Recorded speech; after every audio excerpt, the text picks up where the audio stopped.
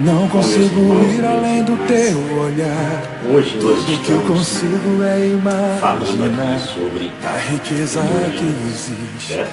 Então, dentro uma de pequena você. introdução, nós podemos O dizer ouro eu que os consigo dons só espirituais, admirar, especialmente o mas dom de te olhando línguas, eu posso a Deus ele foi mencionado adorar. pela Se primeira vez na carta aos Romanos, no capítulo 12, certo?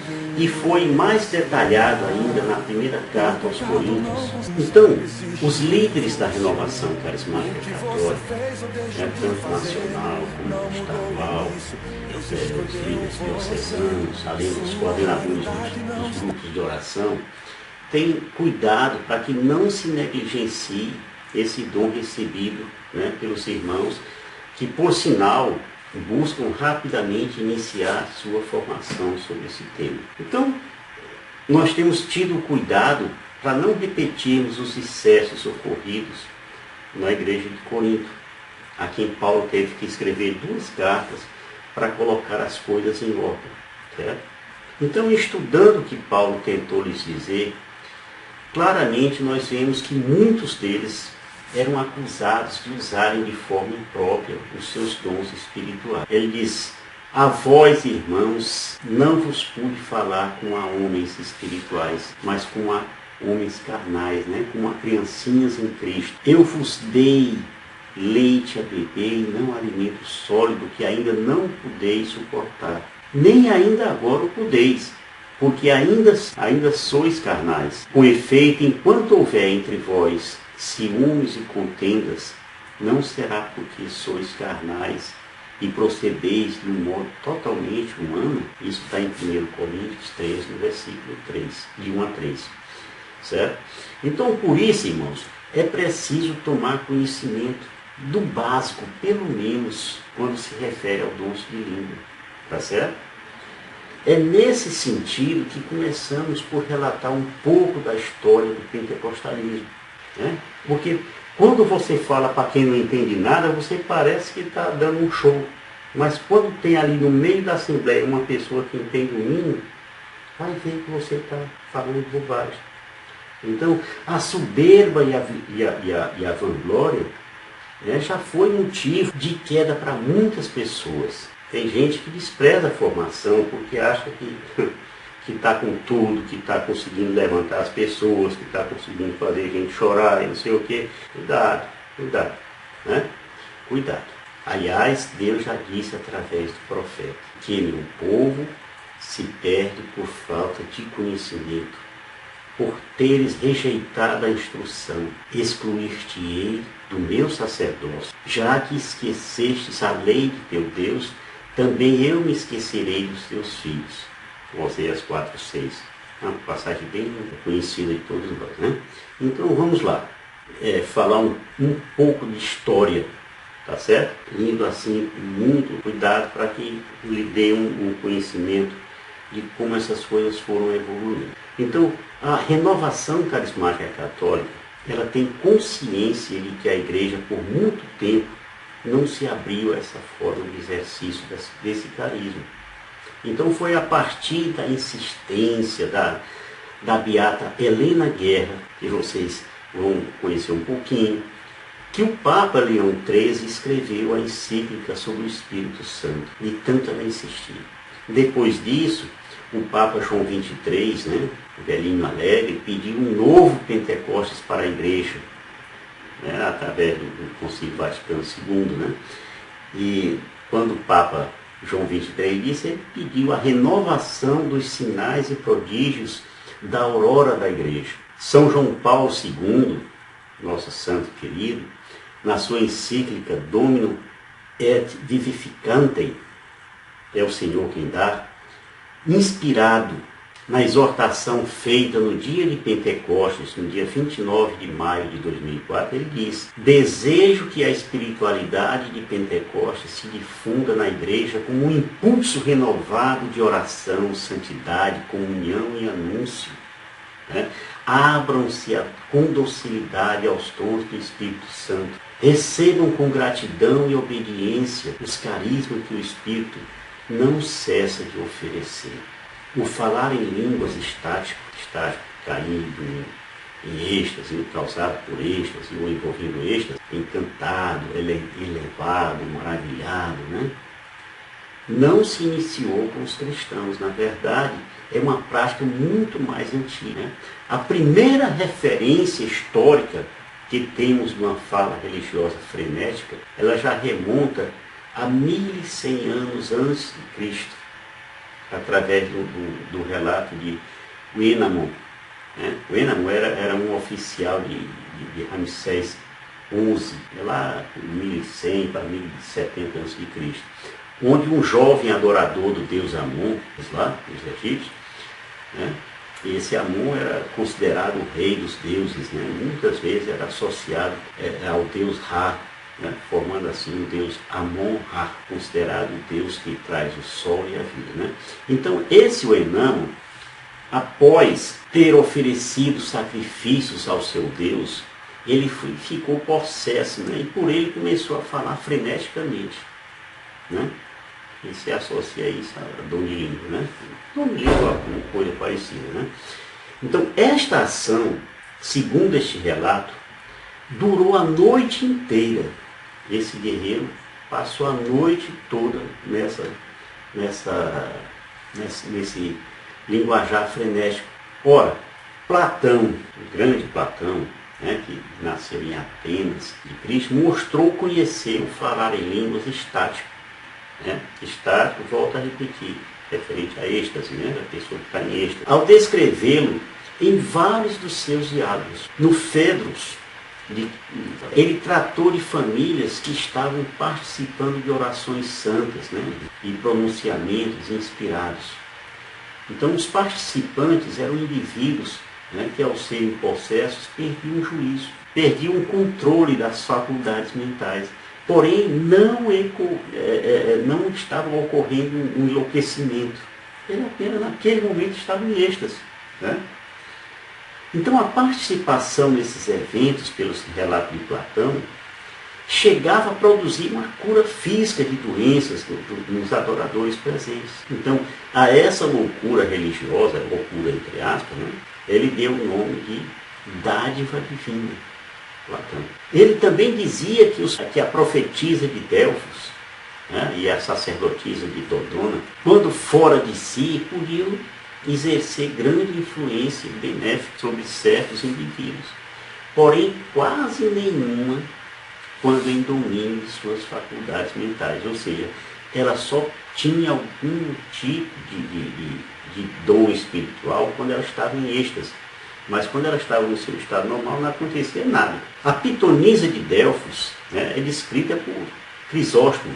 Diz assim, então que essa mesma pitonisa, sendo uma fêmea, às vezes senta-se na trípode. Trípode é uma tripeça usada como um apoio pela pitonisa ao proferir os oráculos. Né? Então, escarranchada na trípode de Apolo, e por conseguinte o espírito mau subindo debaixo e entrando na parte baixa de seu corpo, enche de loucura a mulher, e ela com o cabelo desgrenhado, né, começa a tocar o bacanal e a espumar pela boca. E assim, estando nesse frenesi, ela fala palavras de sua loucura. Também eu quero chamar a atenção para vocês de Virgílio. Esse Virgílio, o tempo dele, ele relata em Eneida que a sacerdotisa Cibelina adquiriu seu falar estático em visita a uma caverna onde os ventos encanados, né, produziam sons estranhos que pareciam às vezes música. Então, a história não registra entre cristãos, antes do início do século XX, qualquer ocorrência de um falar em línguas estático, né, que foi quando se deu o início do pentecostalismo. Porém, em alguns pequenos grupos isolados, os quais se diziam ser cristãos, houve a ocorrência de falar em línguas estáticas. Vejamos algumas dessas pessoas que alegaram ter recebido este dom. No século XIX, né, que surgiram lá os Irvingitas, né? Esses Irvingitas eram os seguidores de Edward Irving, que foi precursor do movimento carismático da Igreja Reformada. Então, conforme o jornal trimestral, pouco conhecido, né, e publicado pelos Livingitas, a sua principal característica era criar novas revelações além das presentes na Bíblia Sagrada. Acreditava que, estando nessa condição estática de êxtase, eles teriam revelações divinas, né, além daquilo que já estava na Bíblia. No século XVIII, né, nós tivemos uma senhora chamada Anne Lee, né, e os seus discípulos. Esses discípulos eram os chamados Shakers. Né? Pois bem, enquanto eles dançavam nus, era assim que eles dançavam, eles falavam em línguas. Você está perguntando, quem eram esses Shakers? Né? Esses Shakers eram uma sociedade, né, unida dos crentes da segunda aparição de Cristo. Né? Então é uma seita religiosa fundada no século VIII ainda, bem antiga, né, na Inglaterra, após ter se ramificado de uma comunidade quáquer. Né? Esse quáquerzinho aí, você vai ver que até hoje ele aparece nessas aveias, né? No supermercado você vê lá a aveia quáquer, né? É dessa turma aí. Então, eles eram conhecidos como os Shaken Quakers, por causa do seu comportamento frenético. Era gente mesmo que quando estavam lá reunidos, pegava fogo. Nos cultos lá era um comportamento completamente frenético, coisa mesmo de doido. Então, em 1747, as mulheres assumiram papéis de liderança nessa seita. Né? Em especial, uma senhora lá chamada Jane Wardale, e a sua mãe, que é Anna Lee. Então, os sheiks saíram de lá, da Inglaterra, se instalaram nos Estados Unidos, com assentamentos iniciais num lugarzinho chamado New Lebanon, no estado de Nova York.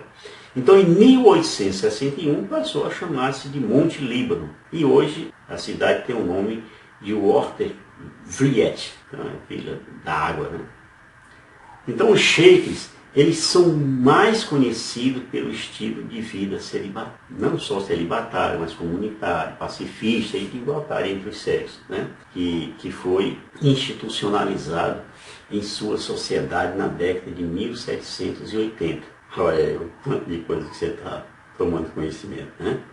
Então eles também, esses Quakers, eles são conhecidos por sua vida simples, né? Arquitetura, imobiliária, tudo dele é assim, diferente. Eles mantêm uma tradição de muitos e muitos anos, séculos até, tá certo? Ela vive em comunidade, não se mistura com ninguém não. Então no século XVIII, também tinha lá os que chamavam de chansenitas, né? Eles também falavam em línguas o tempo todo, né, que dançavam lá sobre o túmulo do fulano chamado Jansen, né? Também, quando eles faziam essas danças lá, essas coisas, esses cultos dele lá, era tudo ilusão mesmo, total. Tem um negócio de saia, nem calça, nem coisa, né? Era todo mundo nu. Então, o jansenismo foi uma heresia que surgiu na França e na Bélgica, já pelo século XVII, né? E aí se desenvolveu no século XVIII. Então ele tem esse nome por causa das ideias do bispo de Ypres, né? Chamava-se Jansênio. E esse Jansênio escreveu um livro intitulado de Augusto, onde ele dizia que já nascíamos predestinados ao céu ou ao inferno. Logo no nascimento você já sabia se ia para o céu ou para o inferno, não tem esse negócio não. E nada poderia mudar esse destino não. Se você já nascesse predestinado a ir para o céu, você não ia. Mas se você nascesse predestinado a ir para o inferno, podia contar na certeza que você ia. E isso segundo eles. Tá? Então eles defendiam assim, um rigorismo que eles consideravam Deus sem misericórdia. Né? Eles não viam a misericórdia de Deus, eles só viam Deus castigador. Até hoje entre nós tem muita gente que só quer botar a pessoa lá para baixo, um sentimento de culpa, né, achando que está abafando, está tentando ali, matando muita gente, né, tirando muita gente de uma possibilidade de cura. Esse pessoal, eles combateram a devoção ao Sagrado Coração de Jesus, que era, por exemplo, uma fonte de misericórdia. Eles não queriam de jeito nenhum, combater mesmo, pesado. No século XVII, vamos voltar a falar um pouco dos quáqueres, né? Quáqueres. Eles diziam que a experiência devia julgar, porque esses quáqueres, depois eles foram divididos, né? Por isso agora eu estou falando desses quáqueres agora, né? Eles diziam que a experiência devia julgar a Bíblia, né? Olha, a experiência devia julgar a Bíblia e não o contrário, não a Bíblia julgar a experiência. Então existem relatos de que houve a glossolalia entre eles, tá? E já falamos sobre eles há pouco, né?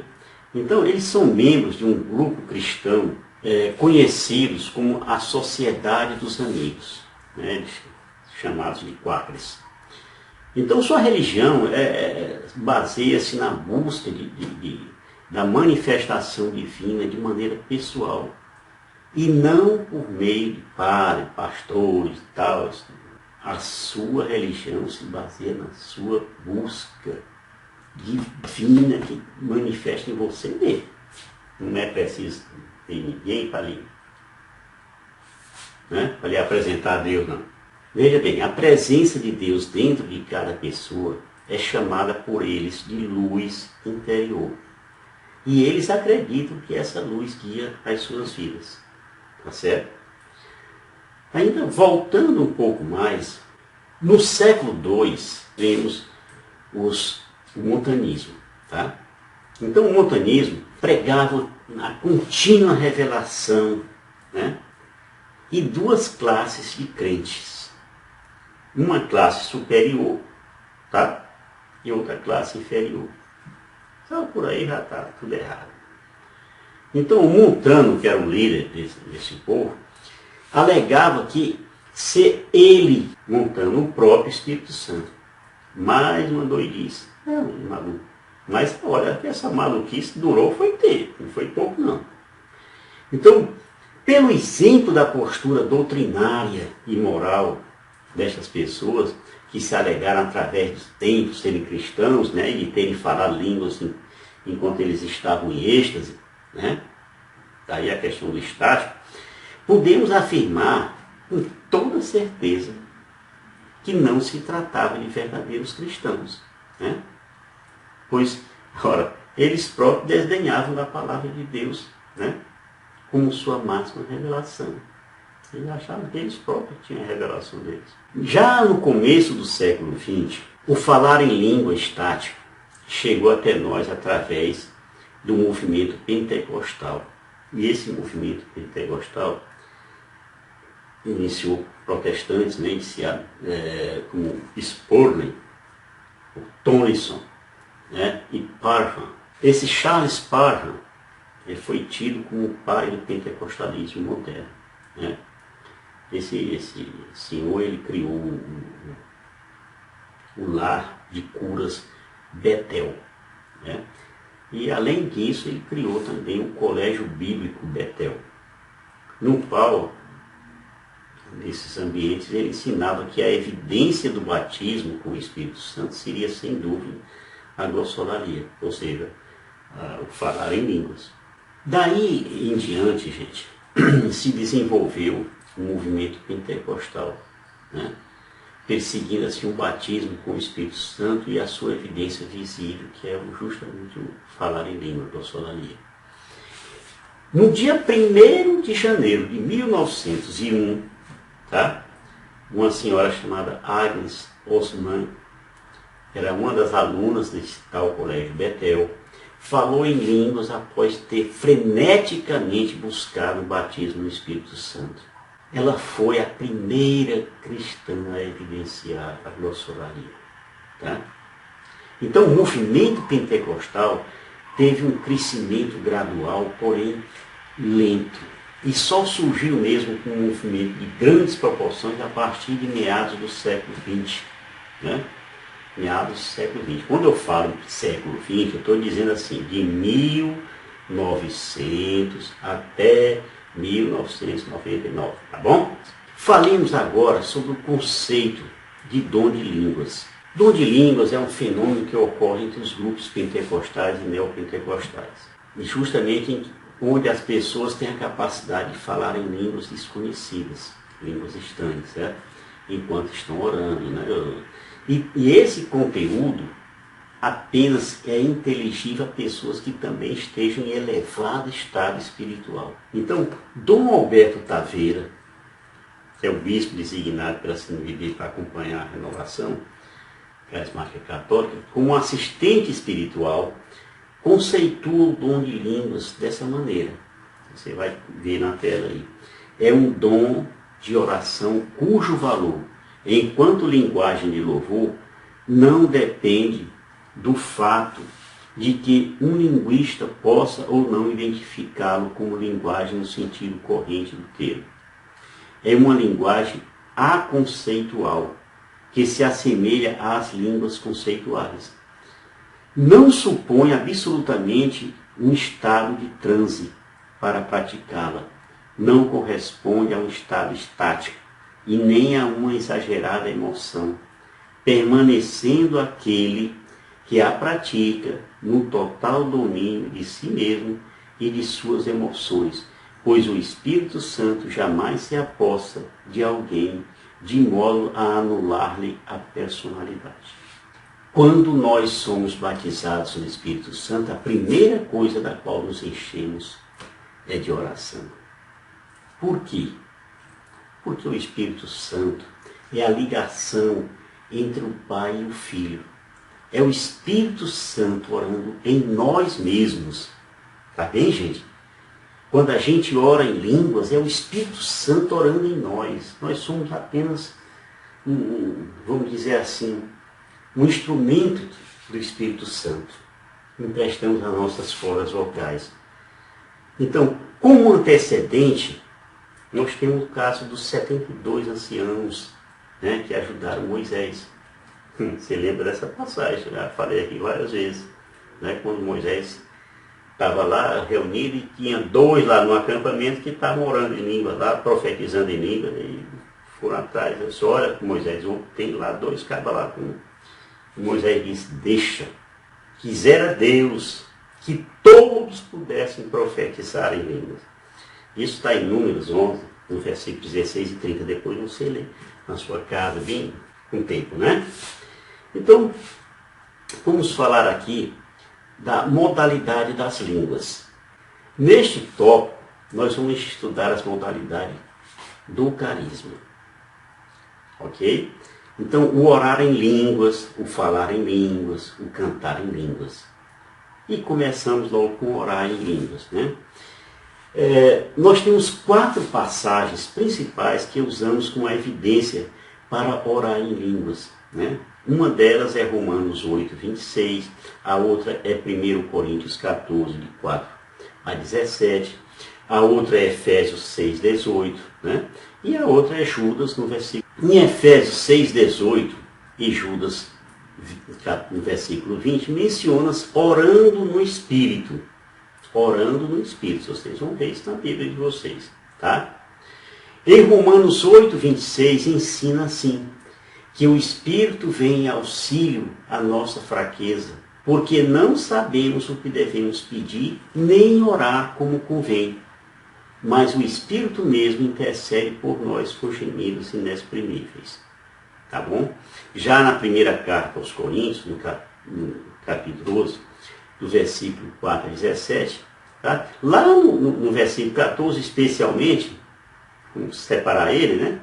Porque se eu orar em outra língua, o meu espírito ora de fato, mas a minha mente fica infrutífera.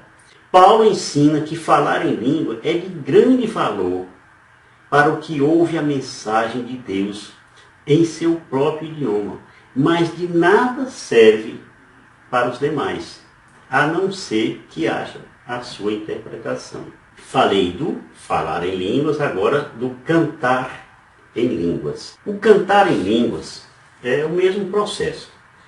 É pela fé. Então, o que fazer? Isso está em 1 Coríntios 14, 15. O que fazer? Orarei com espírito, mas orarei também com entendimento. Cantarei com espírito, mas cantarei também com entendimento. 1 Coríntios 14, 15. Então, segundo essas palavras, eu posso tanto cantar com meu entendimento, com minha mente, como cantar em outras línguas. Tá certo? Eu vou entender o que é que eu estou cantando? Nem sempre. Certo? Nem sempre. Então, quando eu oro em outras línguas, o meu espírito está orando. Quando eu canto em outras línguas, é o meu espírito cantando. Não é uma obrigação de saber o que é, não. Então, eu posso cantar em português, que é do meu entendimento, a língua vernácula, ou então em mistérios, ou seja, oração em línguas. Então, vamos falar também aqui, meus irmãos, da variedade de línguas. Falar aqui, temos a glossolalia e a xenoglacia.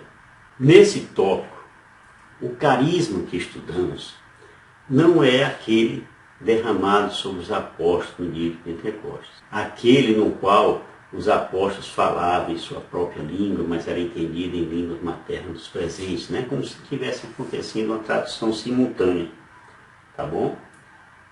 Ou uma Babel ao contrário. Então, primeiramente, nós falaremos da glossolalia, que é o fenômeno de se falar uma língua que não é uma língua nenhuma, que não é língua nenhuma, certo?